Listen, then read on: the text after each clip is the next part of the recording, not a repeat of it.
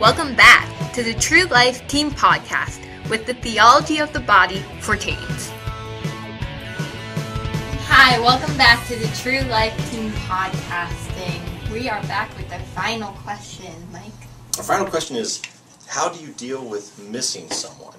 And I think it's an overall question about who God is and the fact that God loves us, that what we miss about someone is the goodness that God puts in them. So let's take one example like a grandparent or somebody that's passed away. Knowing God and loving God tells you that they are not gone forever. They're just gone for now. It's not goodbye forever. It's just goodbye for now. That they're in a better place, that they're waiting for you and they're praying for you, and that you can see them again someday. So missing them makes sense on a human level, that you do actually miss them, but you'll know you have hope that you're going to see them again. And it also gives you reason to be good and to make the right choices and to, be with God someday so that you can be with those people. On the other side of it would be something temporal, like let's say a boyfriend or girlfriend that you split up with, a friend that moves away or something. And again, I think it's really receiving God, and knowing God, and having Him be the connection between the two of you. So if it's a boyfriend and girlfriend that say maybe are apart for years while one's at college and one's at a different place or something, or someone's in the service and goes away, what have you, having that common ground of knowing that God is the common ground of your relationship, that if you're meant to be together, you will be together. If you're supposed to be married, if you're supposed to have a life that's shared together, that God will bring that about ultimately, and having a trust in Him. And then if it's not meant to be, that God is basically saying, I have something and someone for you, So you're never going to be completely alone, and if you can find God first, seeking the kingdom first, He's going to kind of answer all of your other needs and questions and desires. It says in the Bible, He'll give you the desires of your heart. So He's not going to give you anything that He's going to take away unless He gives you something greater for it in the long run. But, maybe you could elaborate a little bit on Well, going back to the grieving part, where if you have had a loss, and what we were talking about in the segment before is how God reveals Himself to us in maybe even the small things. Just a quick story is my grandparents had passed away, and they died 7 days apart. And my grandmother was completely unexpected. My grandfather was the one that was we were going through the death process with him. We were expecting him to pass.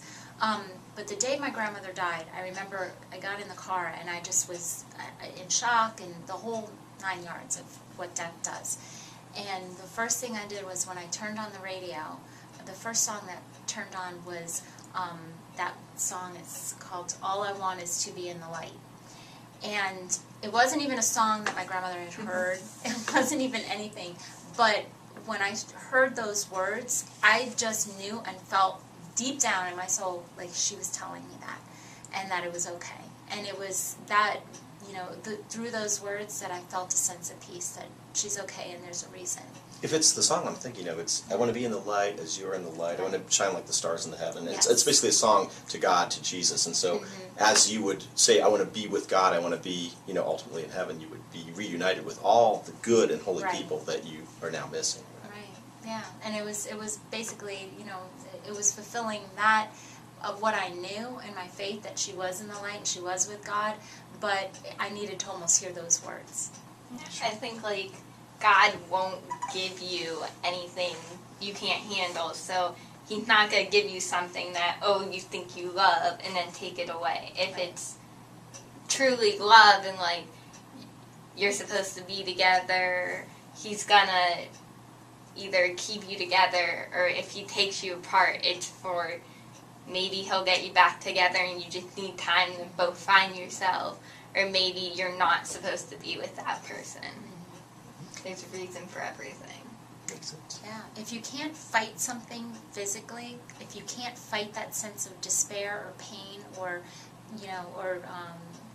disbelief that maybe someone has left your life, whether it's a boyfriend or girlfriend or a loved one, fight it spiritually and ask God for help. And you'll either do, like we said, one of two things. You'll either receive peace about it, or in the sense that it might be someone that you truly are supposed to be with, you will have a reunion.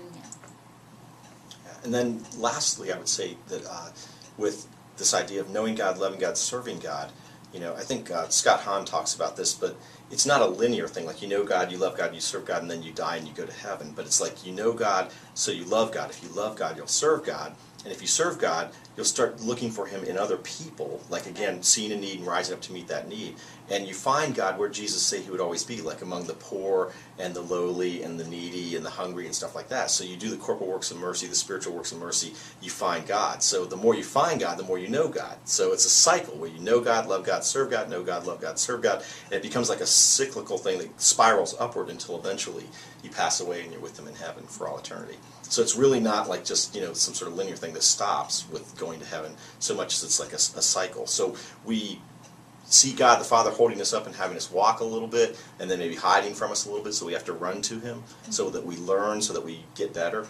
He knows we're going to fall a few times. There's no sin that you ever did that Jesus didn't see before he was crucified and didn't forgive you from already. There's nothing you'll ever do that will separate you from the love of God, except for your own choice to be separated from God.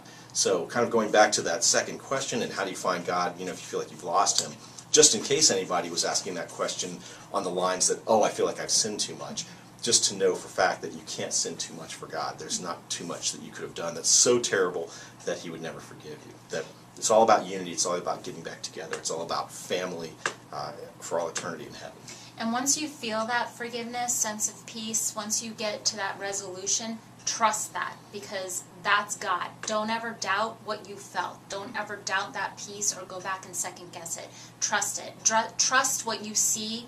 When you see something that you say, God, that was you revealing yourself to me, trust that. Don't second guess that. Don't try to come up with an explanation. Just trust it, and it will continue. That will be the reciprocal effect too, is when you trust him, he will then provide more for you. Good deal, and looks like we've run out of time with our fourth podcast. Hope you're enjoying it. Send your questions to herringbone777@live.com, and we'll answer any questions that you have. And we'll see you next time with the St. Joan of Arc Team Podcast.